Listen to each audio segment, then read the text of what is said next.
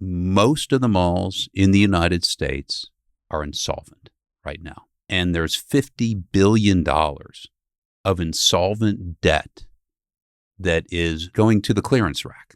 Okay, they're going on sale. I mean, there's a retailer. It's like it's on clearance. Okay, and they're going to get repriced. I mean, it's like irreplaceable real estate that's going to get repriced at dramatically lower values, and in many cases, repriced at land value at mid-teens cap rates.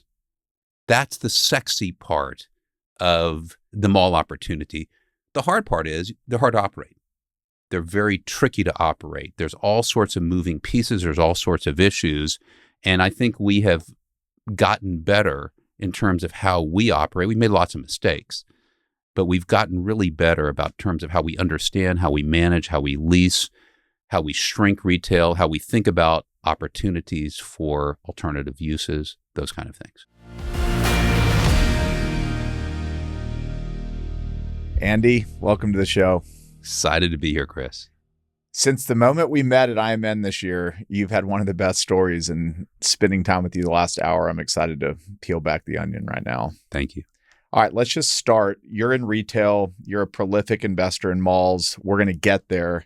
But before we get there, we got to know, how did you get interested in the retail business? I grew up in retail. My grandfather started a chain of clothing stores called Weiner Stores in Houston. We had 159 stores in its heyday. Started in 1924, stores Texas, Louisiana, half of them big cities, half of them county seat towns. Okay. And so I grew up running the operations of the company. So I managed all 159 stores. I managed the distribution system. I managed IT, HR, finance, et cetera, in our company. And that was when I was about 30 years old. And what did y'all sell? What did y'all do? We sold value-priced men's, women's, kids, family clothing, Levi's, Nike, basically a price point at Walmart, maybe a little bit higher. Okay. And you love Walmart, even though you kind of told me they might have been part of the reason why Weiner's eventually. Yes, Walmart is an amazing company. So one of the stories I told you, Chris, was one of our ladies buyers came to me and said, Andy, I'm thinking of buying this lady's blouse in these colors, and we're going to market it $7.99 at a low markup. We're not going to make a lot of money. Not sure what to do here. Walmart's going to retail it at $6.99. We're going to buy, I think, 800 dozen. Okay, we're going to buy a lot of this stuff. Walmart's going to retail it at $6.99, and they're going to buy 1,100,000 dozen. Okay, what do we do? And so that buying power is awesome. Yeah. And they just had everyday low pricing. It was a very, very strong format. We went out of business in the 90s for Walmart reasons, and also we had some strategic challenges in our company. Yeah. But I learned a lot about retail. I love retail. It's a great business. I understand retail. I understand store metrics. You know, what makes a store profitable? What kind of investment ROIC do you have on a store? The issue we had at our company was that we did not have great inventory planning. We did not have a great inventory strategy, and inventory is the core of retail. Okay. And so the challenge we had is that my dad ran the operations of the company, and I eventually took over the operations. My uncle ran the marketing and buying, and my uncle was a very honest man, very hardworking man, but a little set in his ways. And we could not get a structured buying plan that had definitive buying strategies and limits. He loved to buy. Wow. And he wouldn't mark the goods down at the end of the season to clear. And so at the end of the season, we would bring back millions of units of ladies' sportswear and dresses called LY, last year's goods, and we'd store them in body bags, okay, in a warehouse. And then the next season, we would bring them back out, and we marked the price up a little bit while they were hanging up there before we hung them up there. And they would come out, and the problem was our customers knew that they were last year's goods. So we had two problems. So the customer knew. Yep. That's problem number one. And number two, because you didn't mark your goods down, you were inflating your profits. And if you're inflating your profits, you're paying taxes on phantom profits. And at a private company, you have to manage cash. Yeah. So at the end of the day, between that strategy and between Walmart, we went out of business. So I learned, one of the big lessons I learned in life is you can't live without consequences. Yeah. And I also learned about what are some of the more effective pricing structures and what are some of the more effective business models out there. So pricing structures, we were a high-low pricing structure. Explain to me what high-low, Okay. low-low. So in retail, there's generally two pricing structures. There's market high and then promote it in some kind of cadence. It could be 52 weeks a year. It could be different kind of cadence at a low price to run it on sale, on a weekend sale. These $29 blouses, now they're $9.99 Saturday, Sunday. Come and get them. Okay, that's called high-low. Penny's runs high-low. Kohl's runs high-low. Kroger, kind of high-low. Jewelry stores, definitely high-low. Okay, it's always, and furniture stores, high-low. That's one strategy. The other strategy is everyday low pricing, EDLP.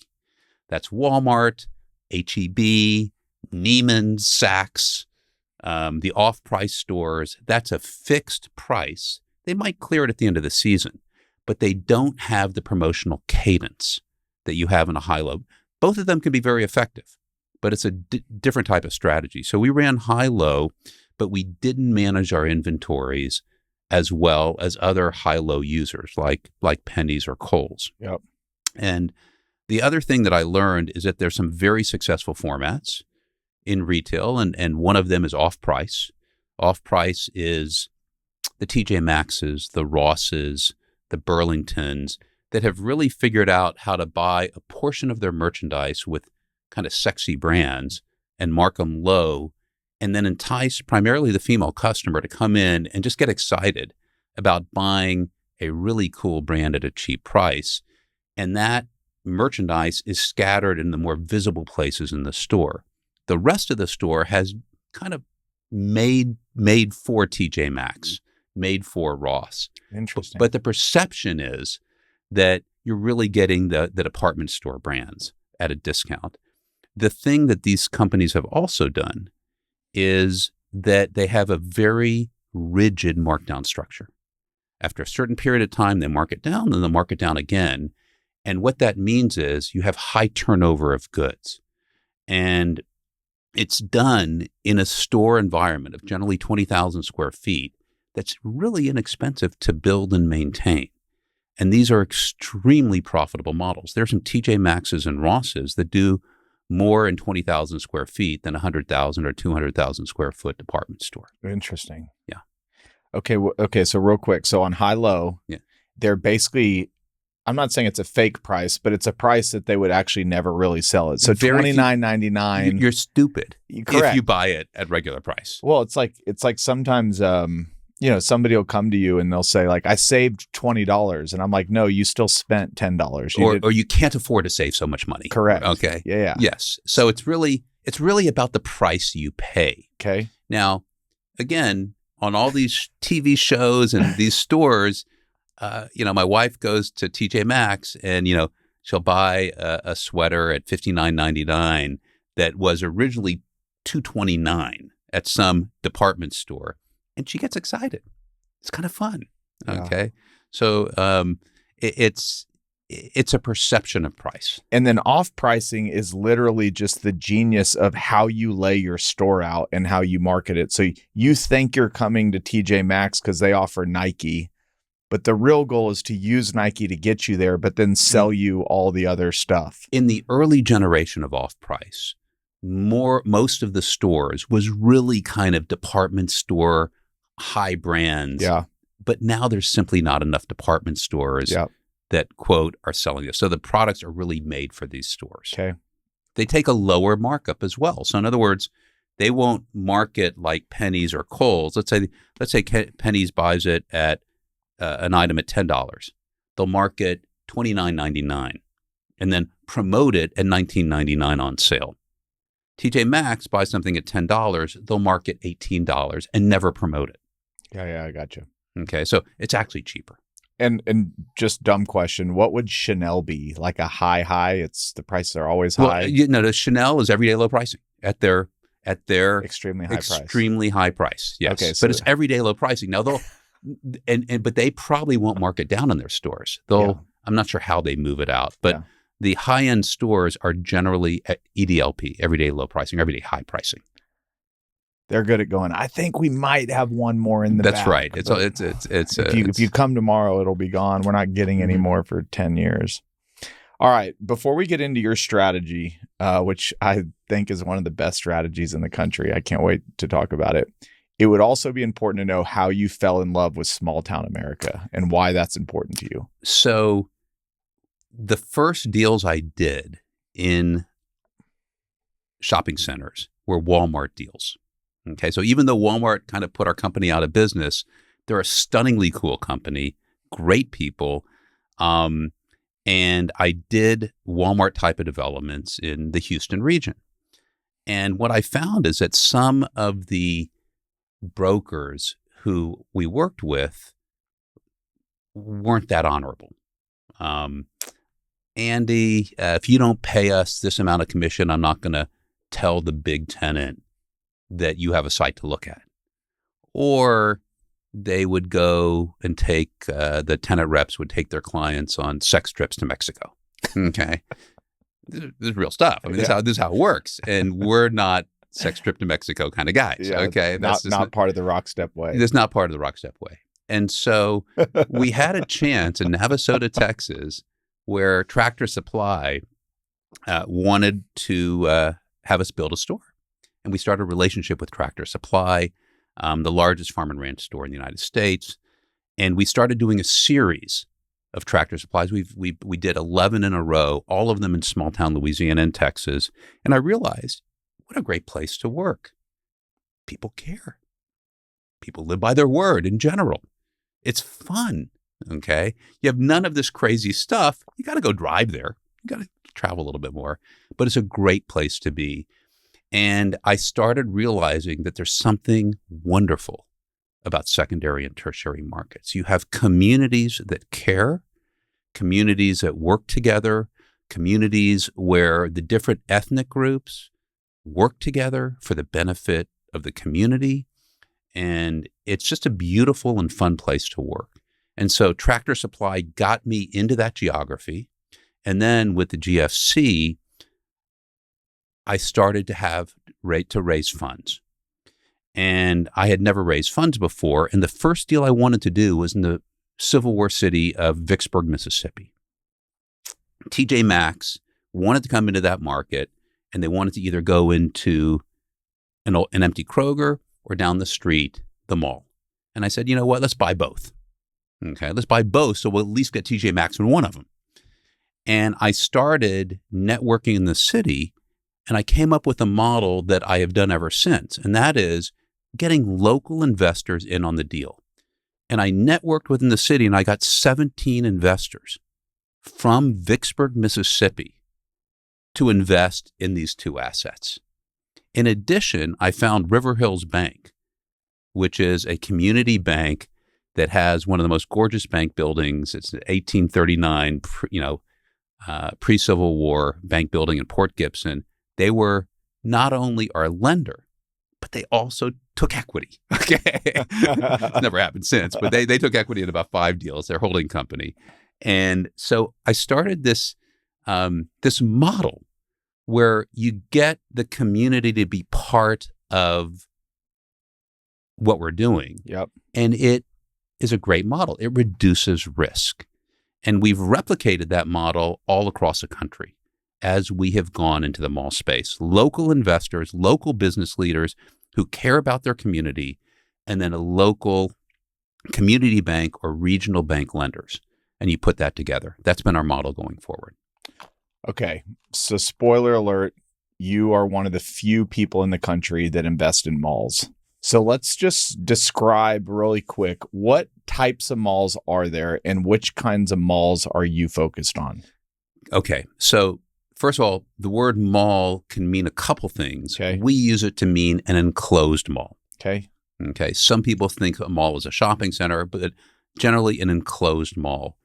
And there are different grades of malls. There are A+ malls, of which Simon owns a good portion of them in this country. So the Galleria in Houston, King of Prussia in the Philadelphia area. These are the malls that produce $800 to above $1,000 a foot. Then you take the grade down to A-, B, B-, C, D, E, and F, and generally it's based upon sales per square foot. If you get underneath $200, $250 a foot, you're in that D or C grade. And there were about 1,200 malls. I'm not exactly sure how many there are now, but most of the malls in the United States are insolvent right now, okay? And there's $50 billion of insolvent debt that is going to the clearance rack. Okay, they're going on sale. I mean, there's a retailer. It's like it's on clearance. Okay, and they're going to get repriced. I mean, it's like irreplaceable real estate that's going to get repriced at dramatically lower values, and in many cases, repriced at land value at mid-teens cap rates. That's the sexy part of the mall opportunity. The hard part is they're hard to operate. They're very tricky to operate. There's all sorts of moving pieces. There's all sorts of issues. And I think we have gotten better in terms of how we operate. We made lots of mistakes, but we've gotten really better about terms of how we understand, how we manage, how we lease, how we shrink retail, how we think about opportunities for alternative uses, those kind of things. Okay. And then just describe real quick, maybe the small town mall versus the big town mall, like how you think about that distinction. So the big town malls, generally, you'll have in Dallas, Fort Worth, you might have 15 or 20 in the region. Yep.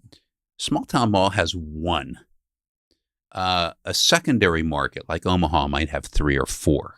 Okay. So when you have one and the closest mall is 30 miles or 200 miles away, you've got a little bit of defensive capabilities. Yeah. In the big metros like, Dallas, Houston, Atlanta, you'll have some winners, and then you'll have some that are really laggards. And those are the ones that you have to be very careful about, and will probably require some kind of redevelopment, which is a whole different issue. Yep. Okay. We'll talk about operations in a little bit, but I want to kind of talk about like how the checklist of things you're looking for in the malls that you're buying when you're underwriting this stuff. So when we look at a secondary, tertiary market, we look for the right market. And the right market has got to be essential drivers. You have to have something that drives demography, drive the population. It's got to have major university. It's got to have government or military. We love the military theme right now, next to a military base or research centers, et cetera. You should have tourism. Major hospital district, Fortune 1000 companies, or some combination of that. If it doesn't have one or two of those 5 essential drivers, you got to think pretty hard. You do not want to see population fall. Yep. Don't want to see it fall. Okay. You also like to see if there's some other kind of theme. We like the Mexican border theme. Okay. The offshoring from China and all the growth along the Mexican border. Yep. We like that theme as well. And then like as far as the actual structures itself, are you looking for things that are mismanaged? There's a lot of vacancy already. Like what's the state of the actual operations that are going on in the malls that you're buying? In a perfect world, you're buying a mall that has been de-risked already. Okay. So what are the risks? The risks are tenants have closed. The risks are what is co-tenancy violations. Do you know what a co-tenancy violation is? Explain. Okay, so co-tenancy violation says that if Dillard's and Macy's and Penny's are in the mall and one of the 3 of them or 2 of the 3 of them close and are not replaced with something comparable, then there's contractual rights among other tenants to have lower rent. So there's a violation of the co-tenancy obligations. And so you want those violations to have occurred before you buy it. Okay, not afterwards. Yeah. So that helps. That helps. So when you're underwriting, you'll ask that question to see if. Well, that's part of your underwriting. Yeah. Yeah. Part of your due diligence is what is the co-tenancy exposure? Yep. What is the percentage of occupancy? What is the occupancy cost? If tenants are paying 20% of their rent for occupancy, yep, that's too high. They should be at 6 to 10. Okay. What cap rate are you usually entering these deals at? The mall cap rate is typically between 12 and 18 cap. Okay. So we bought one in Rapid City at a 25 cap. We bought one recently in Manhattan, Kansas at a 17 cap. Okay. And that's unlevered. Yep. Okay. And then we put on 50% leverage with a local bank. So if you put on 50% leverage at 8%, your cash on cash returns are high. Yep. Pretty good. They're above 20%. Okay. Let's talk about the numbers. So I said, well, how do you underwrite these? And you said, we underwrite to the base case. Yes. Explain the base. The base is so base that literally every possible lever is just upside. So when you say we're thumbs up, what has to have been proven true to you? So we go in and we analyze every single tenant and we say, okay, what rent should they be? Will they stay in the mall?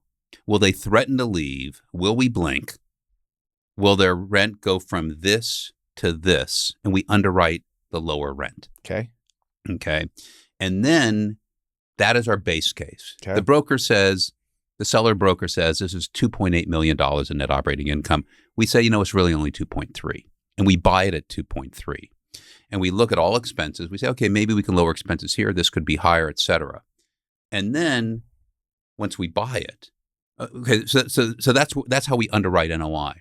Then we look at opportunities to lower taxes, to reduce density and bring in multifamily, to replace this tenant and bring somebody in at higher rents.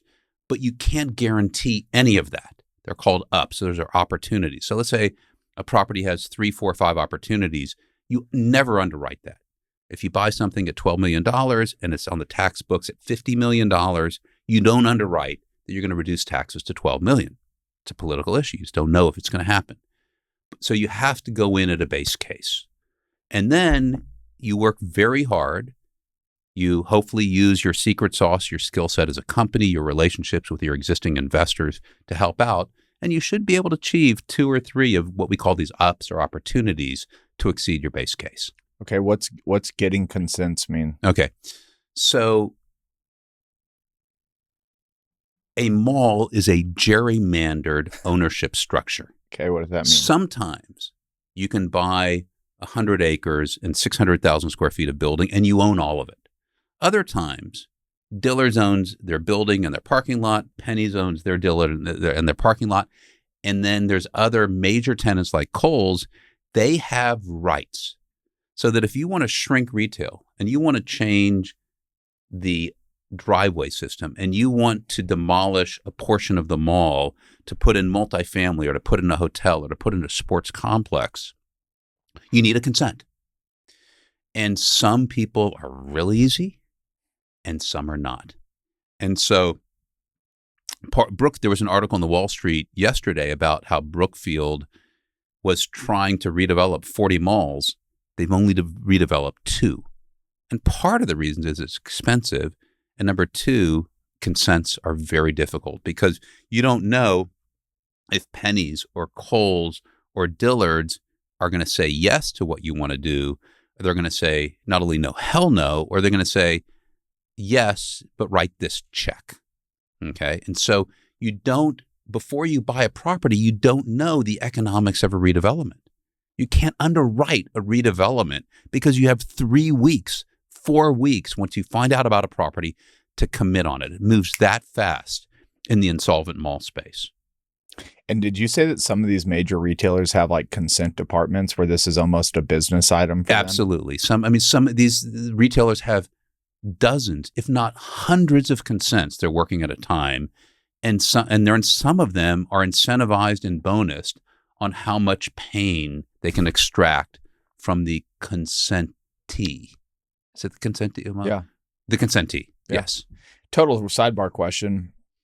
And this is a rumor. It could not be true, but Neiman Marcus came to Simon's Mall here. They moved them, and we have Louis Vuitton and things like that. And then I've always heard that they probably wouldn't have come to this market, but because they're in so many Simon stores, Simon's able to kind of tell them, like, if you want this location on Broadway or in the great malls, there is leverage. There is leverage. The big boys have leverage. So that's one of the things you have to be careful about when you buy a mall. Yep. So let's say Victoria's Secret's paying $200,000. Okay. And the seller might have been GGP or one of the big boys who was able to do massive negotiations and got them to pay $200,000. We're not the big boys. Yep. So we'll mark that down to $100,000 in terms of rent. And that's what we'll underwrite because we know that they'll stay at $100,000. If we can keep it at $200,000, it's all gravy. Okay. And real quick again, how many malls do you think probably fit your buy box in the country right now? That are available today, or they'll be available in the next? Yeah, maybe. That we would be interested in buying over the next 3 to 5 years. 75. Okay, what's like some deal killers? It's like everything looks great, but this thing, if it has this thing, or maybe it's deal by deal, but what is you love it so much, but there's just one thing that can kill the whole thing, not including price. Let's just assume price is the obvious one. Price is the obvious one. Okay.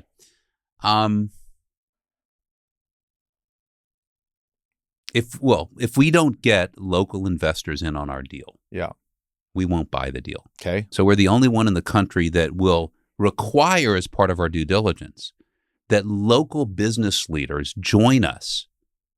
And we do that to reduce risk. Local business leaders who care about their community invest with somebody whose our mission is to make these communities better by bringing capital and expertise to assets that actually affect quality of life. And if we don't buy the property, the largest buyers of malls right now, and there's several groups that have bought over 125 in the last 6 years, the largest buyers are what are called asset depletion buyers. They cut expenses. They often piss off retailers. They often piss off cities. Sometimes they don't pay their bills. Sometimes they don't maintain the properties well. We are the opposite. We are community-centric. Our goal is really to do what's right for the asset and what's profitable for the asset as well. And so a lot of times these communities and these investors will want somebody like us to buy the asset. And so that's part of the way that we get local investors to come in on our deals. But what we do is we make a huge effort to get local business leaders to invest alongside myself and our existing investors. And the value of that is that it helps with incentives, it helps with entitlements, it helps with property taxes, it helps with relationships with the police department and the mayor. As we shrink these the retail on a mall, sometimes you'll shrink it. You'll want to do alternative uses. And our local investors they're basically deputized leasing agents in alternative uses because they're on the board of the hospital district. They're on the board of the community college. They're on the board of the economic development district. So they're piped in. So one example is one of our investors in the Midwest called us 7 weeks ago and said, "Hey, Andy, I heard the rumor the school district is looking for a lot of space. And as a result, we're now negotiating with the school district to take 60,000 feet in one of our properties." We would have never heard that. Yeah. Okay. I got it. And so the other thing that local investors will do is they'll give us bad news. You want to hear bad news. "Hey, Andy, my daughter was going to the movie theater with her friends, and a gang of kids were just shouting at them and saying bad stuff, and there's a problem." We would have never heard that. The next morning, we were on the phone with our property manager, and we came up with a plan of action. So you get great feedback. It's all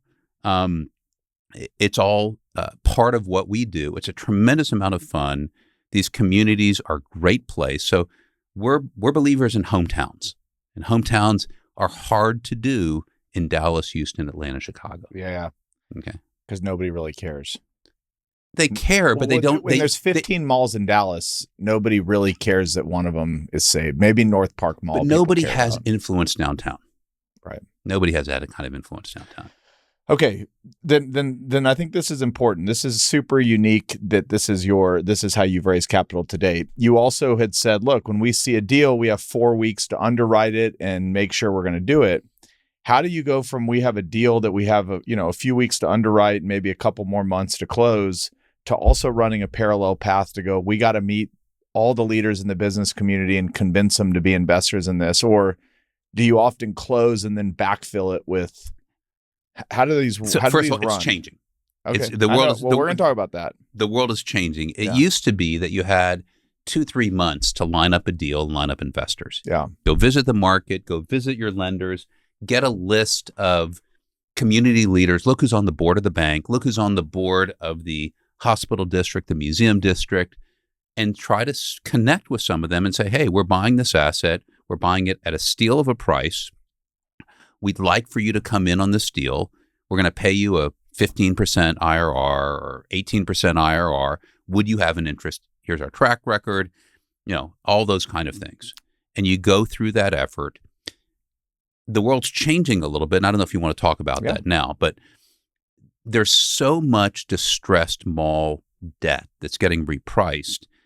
The cadence, the timing of acquisition has gotten faster. It used to be you had 2 to 3 months to look at a deal, think about it, underwrite it, visit it, come up with a strategy, work on your debt. Now you have 3 weeks.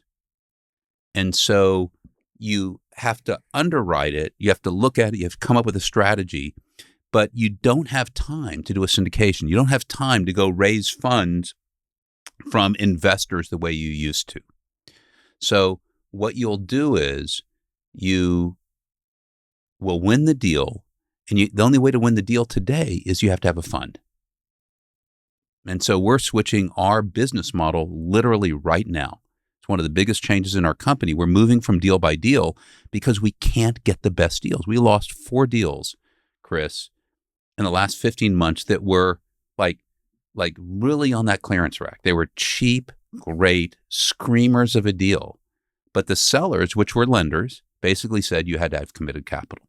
And so we're moving to a Hometown America fund, which is secondary, tertiary markets, of which it will be 2/3 malls, 1/3 open air centers like TJ Maxx type of center.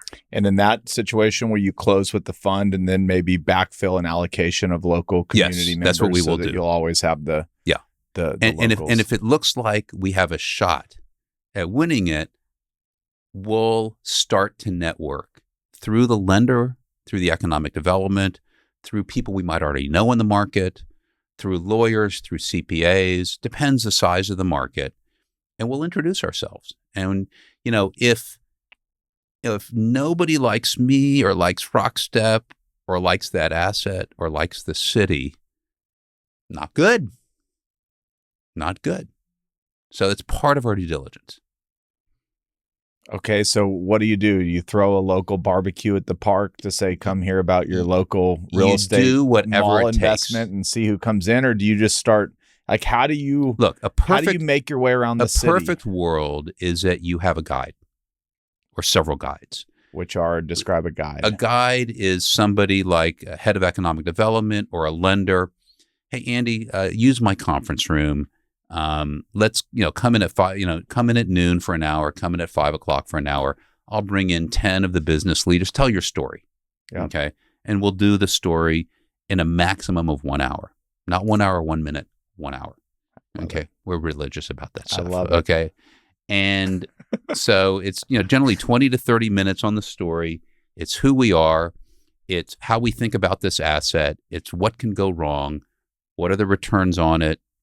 Track record, et cetera, then Q&A. And generally, we've had 17 investors in one city. We've had 12 investors in another. The last deal we had 7 investors in Manhattan. We had Kansas. We had 4 investors. And these are the business leaders. In New Orleans, we have probably the best collection of business leaders on any investment deal the city's done. Just the great collection of leaders. And They have been our guide as we work and take a property and try to make it better. Yep. Okay. If we can pick on Manhattan, Kansas. We can pick on Manhattan, Kansas. Okay. K-State University. So go K-State, but don't beat TCU. Beat everybody else but TCU. So Manhattan, Kansas is where K-State University is. K-State has about 15,000 students. You also have a military base nearby, and you have a new government research center for disease control. Okay. So you've got government, you've got university. The mall, we bought it for $12 million at a 17 cap. We got 4 local investors who all of them were involved with K-State University somehow. Either students are on the board or they work with them. Several of them are on the board of our lender, which is a local lender in that market. And we're going to need some permits, some consents to do certain things in the city, and they will guide us on the best way to get that, and that will help us get new tenants there. So in that deal, we underwrote, we put 50% leverage in. We paid $12 million. The seller took a very big markdown on it. And we underwrote $2 million flat of NOI. We said NOI is not going to rise for 5 years. And if NOI does, and we bought it at a 17 cap, we underwrote an exit at a 16 cap in the end of year 5. And if we achieve that, we would hit a 16 IRR to our investors. And we thought that was a conservative underwriting because we said, if we can keep NOI, net operating income, steady for 5 years, then there's value to cash flow. And that value will be worth at least a 16 cap. And if somebody is selling a multifamily in California at a 5 cap and wants to trade into something, maybe they'll look at a 16 cap deal. Okay. And part of the reason why we underwrote it at 16 cap is that we also think that lending will be a little easier. Part of the reasons malls are tough right now, you can buy them so cheap, is that lending is difficult. If lending's easier, in theory, the cap rates will come down, the values will be higher. If we sell it at a 15 cap or a 14 cap or a 13 cap, grand slam home run. Okay. And that's assuming you didn't even raise NOI $1. Correct. So we're in the first year of the asset. We'll hit $2.65 million of NOI. And our investors, right before the end of July 1, they don't know this is going to be on public now, but they're going to get 10% return of capital just because we have so much cash. We're sitting on cash. We have too much cash. So these are cash machines. This is a boring cash flow play. That's what it is. It's a boring cash flow play. Okay. How'd you get that 650? Just leasing up? Cut expenses, leased up. We renegotiated with Penny's. Penny's got a reduction during COVID, and we got them to go back to a higher rent. We wanted Penny's to leave, actually, because we have 3 tenants that will pay 5 times what Penny's has. Okay, but we didn't underwrite it. That's an upside for the next buyer. We're not underwriting upside. We're not underwriting upside. Okay, we underwrote a base. Our base case is 16 IRR. We should do above a 20. Okay, you just said they're really tricky to operate. Yes. What makes these tricky to operate? The tricky part of operating a mall is first of all, you have to figure out what's the right amount of retail in today's world. It was built 20 years, 30 years, 40 years ago. Is today's retail the right amount? If the answer is no, how do you reduce retail and what does that look like? And every market is different is different. What does that market need? Janesville, Wisconsin needed a hockey arena. So the city of Janesville is investing $50 million on our property to build a hockey arena. And as a result of the hockey arena, we'll get 1 or 2 hotels on the property and 1 or 2 multifamily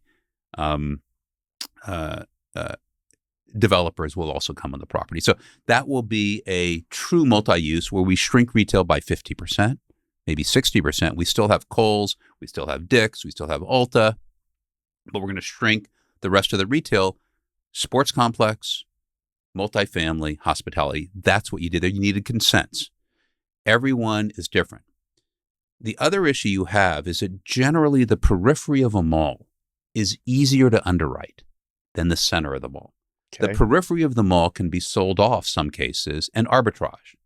So in Rapid City, South Dakota, we paid $12 million for the property on a 25 cap. Okay. We have sold off some restaurant pads, and we're selling off an adjacent shopping center for more than $12 million. And so the remaining mall will have zero basis and we'll throw off $3 million a year. Okay. And so we'll end up there above a 40 IRR, 3X in 3 years. But that's an arbitrage strategy. So every mall is different. Manhattan is retail. Janesville is multi-use, shrink retail. Hot Springs is D-mall. Keep Dillard's, keep Penny's, bring in major retail user, just demolish everything. Virginia, Minnesota is reuse of the department store for Hobby Lobby, reuse of the Kmart for grocery store, and then demall the center with TJ Maxx. And when you say shrink retail, Shrink the square footage of retail. and is that how do you come to the conclusion that that needs to happen? It's an analysis of the market. Okay, That's what we do. That's what we do. This we've got 300,000 feet of retail, and we could probably do better having 200,000 feet of Correct. retail. In other words, today's demand is 200,000. The other challenge you have is what do you do on the inside? The inside is tricky. The interior of the malls. A lot of times the nationals don't want to be there. They want to face out. So you have to figure out there might be a deterioration of the inside. That's what you saw as you walked through the mall. You saw the deterioration of the inside. The outsides are fine. It's the inside that's a problem.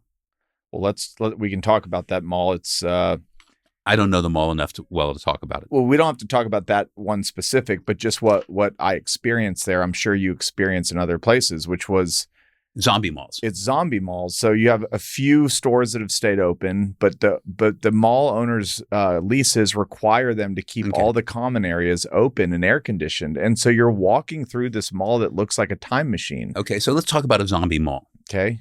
Zombie malls can be good and zombie malls can be bad. We've got a zombie mall in Hutchinson, Kansas. Okay. You own one? We own one. 25,000. You walk on the inside, it's dead. 25,000 square feet? No, it's the city is 25,000 people. Oh, I was about to say. We bought the mall at 200,000 of NOI. We're at $1.8 million. Okay, and we're about to do another round of development. We'll hit $2.5 million, and it's a zombie mall. So, but why is that good? Because your basis is de minimis and it's throwing off $2.5 million of cash. So why is it? But how'd you increase NOI almost 10x? But it's a zombie mall. Because we took the empty Dillard's Okay. building and we put in TJ Maxx, Ulta, Dollar Tree. We took the empty Sears. We put in a Dunham Sporting Goods. We took the empty Pennies and put in Ollie's. So where's the zombie in all this? It sounds pretty. They're cool. facing out. Ah. The inside is a zombie. Yeah. The inside has negative value. You could sell the inside for $1. We could sell 100,000 feet on the inside for somebody for storage for $1, and our NOI would go up. $1. No, our NOI would go up. Oh yeah. If we sold our NOI would go up a couple $100,000 Because you wouldn't have to pay to keep it all. Correct. Yeah, it's crazy.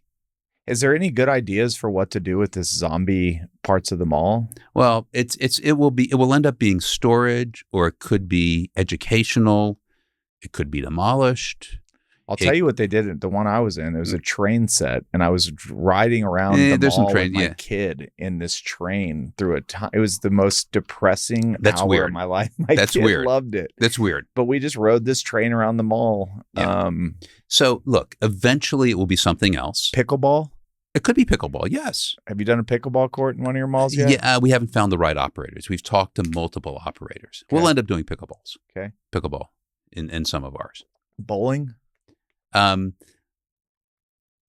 done bowling yet. Have not done bowling. You need operators. And whenever you invest, one of the things you have to be very rigid about is return on investment calculations.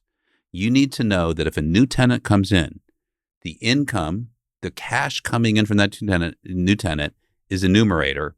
The denominator is the total cost of putting them in with zero value for the property. And you have to be What do you mean with zero value for the property?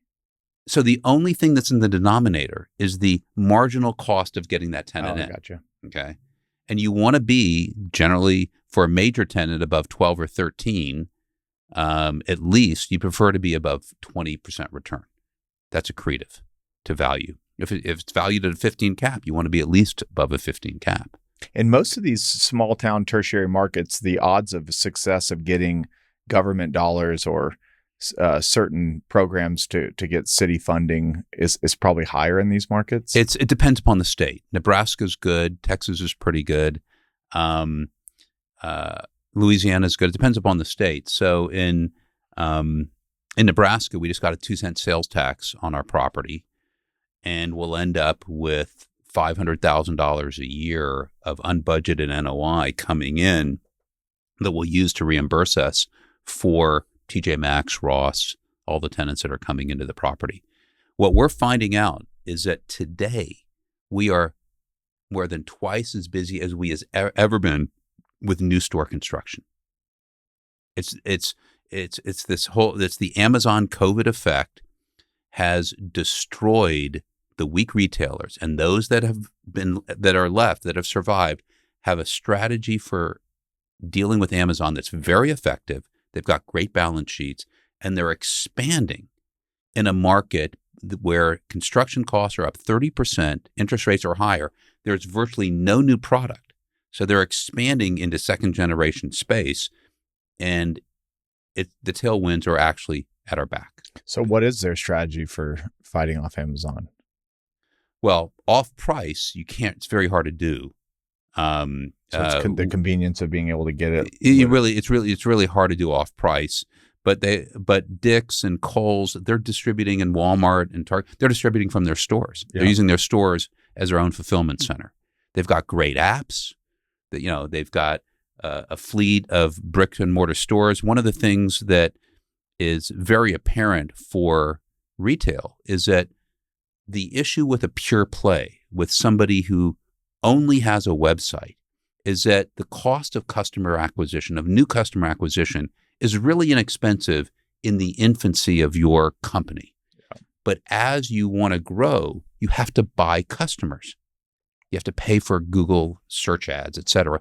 And the cost of acquiring customers goes so high that it becomes unprofitable. And so what they have found is that the lowest cost way of getting new customers and protecting your brand and protecting your existing customers is having bricks and mortar. And that's why pure plays like Amazon, they're opening stores. Other pure plays are opening stores as well. So this is kind of the pathway back to department stores and... Well, back to stores. Back to stores. Department stores are not a growth channel. Off-price is a growth channel. The department stores are opening up their off-price divisions. Nordstrom has Nordstrom Rack.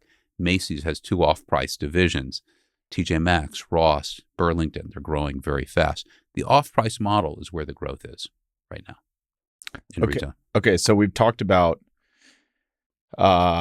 city incentives. We've talked about getting consents that allow you to do things. We've talked about selling off sites to multifamily or to sports arenas. We've talked about lowering expenses. Mm-hmm. Are there any other magic levers that you pull when driving these malls forward?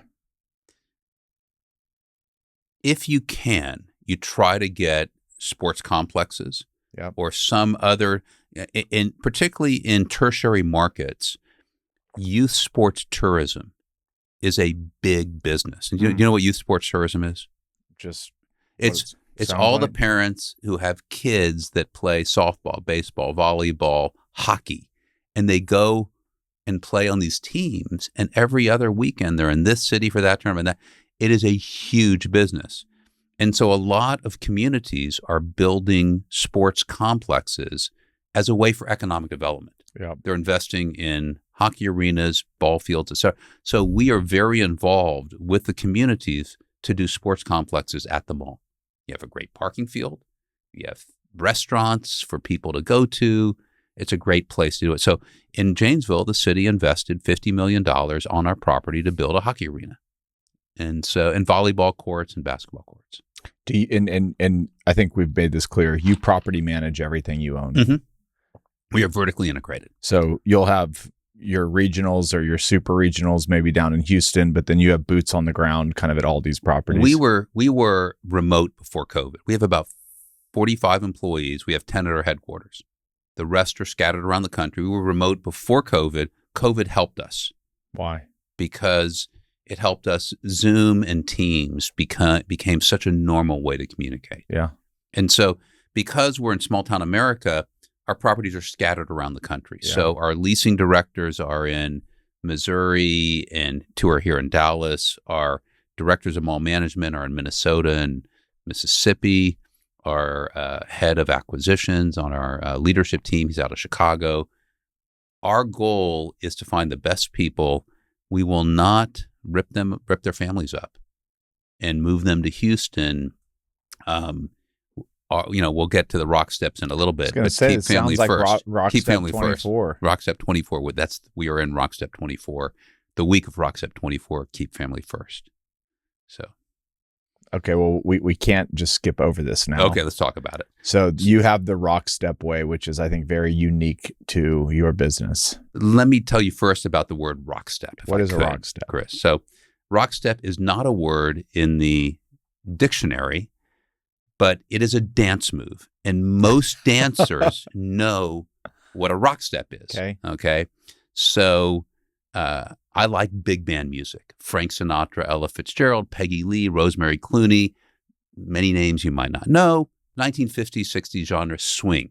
Big band, swing, even ballroom. So when you rock step on count 7 and 8, okay, you switch directions. No one's done this. Johnny, I'm going to do it for you. Okay? Here we go, baby. Here we go. Here we go. Get it a on rock that. step is, make sure you get this. Okay. Here we go. It's 1, 2, 3, 1, 2, 3, rock step. Okay. So on count 7 and 8, ball pivot change. On the left foot for the guy, on the right foot for the girl. Okay. You're rock stepping.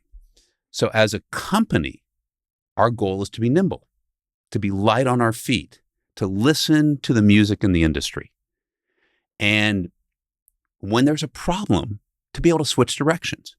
So even though it's not a word in the dictionary, everyone at RockStep knows that it's a verb. Guys, we got a problem. We got a rock step. Everybody knows what it is. We also use it as a noun. And so I created about 9 years ago an owner's manual for the company. It's 25 rules of behavior that are specific rules. You know it or you don't. And these are the rules, word by word, that I wrote, and I'll go to the mat on.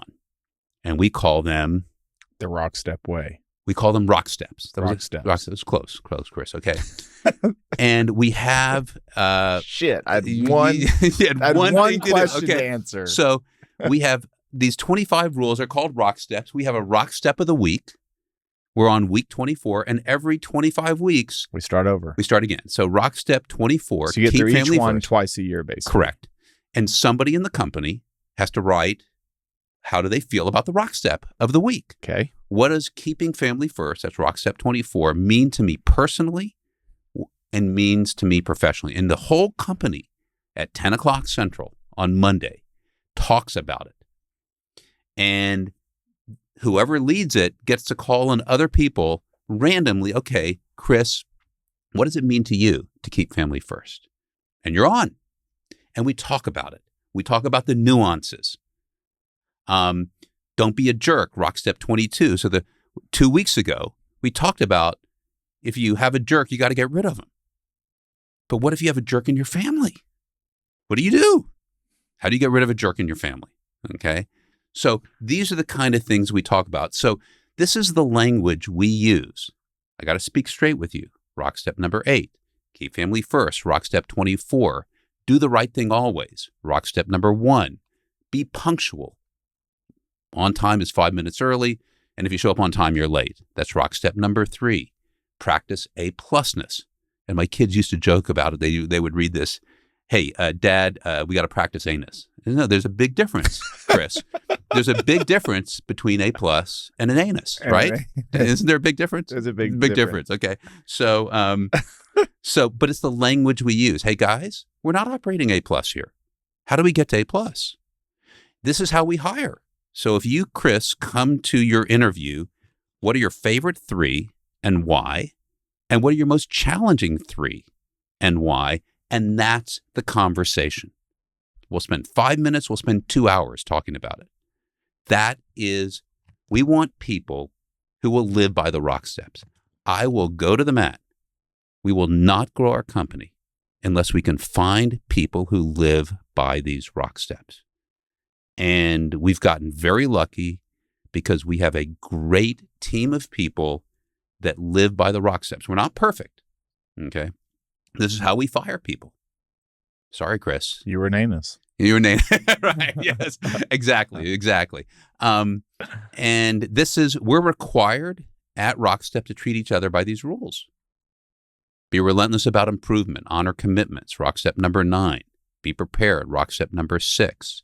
Be a fanatic about response time, RockStep number 4. We're required to treat our communities, our tenants, our lawyers, our investors, and people can hold us accountable. So people will come to me and say, hey, Andy, you're not living by RockStep number X. And I hate when they do that. Okay, when they call me on it. But they have the right to call me, and we have the right to call anybody in our company on this. You even treat your lawyers nice? We actually try to live by this, Chris. Okay, To lawyers? Yes, even to lawyers. Even to lawyers. I'm married. I'm married to a lawyer. Okay, I'm married to a lawyer. Okay, we're not going to cross that line. We're not going to cross that line. You said but RockStep's been around for how many years? We've been around for 27 years. But you said you created these 9 years ago. I created the RockStep way 9 years ago. Yes. Which were these 25 principles. So my question would become, what was happening at a time where you felt like you had to get these on paper? So I brought in our leadership team and I said, what are the rules here? Okay, what are the rules? I had an advisor help me. Okay, so I had an advisor help me. We put 100, what are the things we want in the company? We put about 100 ideas down. We spent all day doing this. And then I narrowed it down to 30 that I felt more represented my core. And then I narrowed it down to 25 and I started looking at the wording. And the wording is really, really important. What do you mean? Be punctual. Let's see here. Pay bills, deliver reports, meet obligations on time. Let's see. Wait, where's the pay bills one? Pay bills is on be punctual. Okay. Right down the. So on do the right thing always. If you make a mistake, own up to it, apologize, and make it right. Be impeccable with your word. And so the wording, we talk about the wording about each one of these. It's not just don't be a jerk, but it's the 2 or 3 sentences behind it. And the whole company talks about this. And if anybody wants to take advantage of me, I explain to them how they can do it. Just tell me they like the RockSteps, okay? And then I just melt. They can do whatever they want, okay? So, Chris, if you want anything, just tell me you like the RockSteps. I like the RockSteps. Yeah. I mean, it's hard to forget. You brought these up the first time we met. I'm trying to think, what are your favorite 3? I'm going to tell you my favorite 3. So, and then I'm going to ask you your favorite 3, Chris. I'll tell you my favorite 3 and the most challenging 3. Do the right thing always. It's number 1 for a reason. We're in the investment business. The investment business is a world of gray. Yep. So you have to ask, hey, guys, what do we do here? What's the right way to handle this? Do we allocate this expense across this? I mean, all those kind of gray areas. You're in the same business. You're in the investment business. Number 3, be punctual. On time. I'm a big believer that being punctual is about respect. And so for me, the 5 minutes early is on time, and then on time is late. I really believe that. And then number 24, keep family first. So that means to me that you have to take care of your body. You have to take care of your health. You have to get sleep. You have to take care of your family first before you take care of RockStep. And if you can't take care of yourself and your family, you're really unable to take care of RockStep. So we have situations at our company where there's some family issues that come up. And we literally use this language. Hey, Susan, take 2 weeks off, take a month off. We're going to cover for you. Keep family first. There are times where there are crises. And so we really believe it. And we will cover for people. We will cover for people. And that's the language we use. So those are my favorite. I'll tell you my most challenging. Okay. Number 7, listen generously. My wife will tell me justifiably that this is a big problem for me. I don't listen as well as I should. That's a nice way of putting it. I'm impatient and I interrupt. Okay. Because I'm worried that I'm going to forget what I say, what I want to say. It's a very bad habit. I'm trying to get better. Speak straight. RockStep number 8 is a weakness of mine. I'm not confrontational. Chris, we got a problem here. We got to go through this. It's hard for me to do that. And then RockStep 25, have fun. As my wife says, Andy, you take the fun out of fun. Okay. So I am very serious on the outside. I'm really having a ball on the inside. I'm very calm. My wife is very fun on the outside. She's a terror on the inside. Nervous as all get out, but she's happy. So that is a problem. I've got to figure out how to have a little bit more fun. We're actually pretty similar. I mean, do the right thing always 100%. Would be something I'm a champion for. Let's see. Investing in relationships. I think you're really good at that, Chris. Yeah. I mean, just the little I know you, I've listened to a lot of your podcasts, the way you communicate, you're really strong at that. There's a lot on here I could pick. Keeping family first, probably. I mean, it's hard not to. Yeah. If that one's not important, I think all these other things should be in question. It all falls apart. The listening that you said, challenging. Since I was a kid, people would say I could be staring at, if I'm not interested in what you're saying, I can be staring at you, looking like I'm listening, and it is just in one ear and out the other. Do women listen better than men? Maybe. I think so. Okay. Probably. They do a lot of things better than men. Speak straight. I don't have as much of a problem with that. I don't enjoy doing it. Nobody likes. No, I don't like doing it. But man, I always feel good once I've done it. I will say this: you're not going to like me for this. So I got to work on it. Punctual. Okay, that's okay. I am usually flying in by the seat of my pants at the moment. Okay. So I'm going to work on that for you, Andy. That's great. That's great. By the way, thank you, Chris. You were here an hour early today. I was here early. Okay. I was here early. So that's sometimes you can be a little too early. So you wrote these down. Yes. And then I think what all companies do, though, I think what's most impressive about you, it's easy to write these things down or have an offsite retreat and say it's important.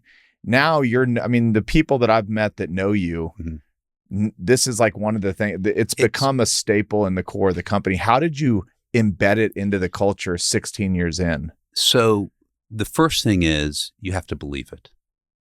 If you don't believe it, it won't work. Yeah. Number 2, you got to go to the mat for it. And I'm going to go to the mat. We will not grow if we cannot find people who live by the Rocksteps. And hopefully there's people listening to this who one day want to join a company that's a great team. If you can live by the Rocksteps, reach out to us. And then you have to ritualize it. It has to be a routine. It has to be a ritual that is religious. So we just hired 3 people last week. The new people on the Monday call have 3 weeks of grace before they get called upon. And then they have 5 weeks before they start the rotation of having to write something that goes to the whole company. So when we started this out, I had to do 25 weeks in a row. I wrote it. Okay. I'm the boss. I got to do it. And then we do rotations for everybody in the company, and new people generally have 3, they do 3 to 5 over a period of a year.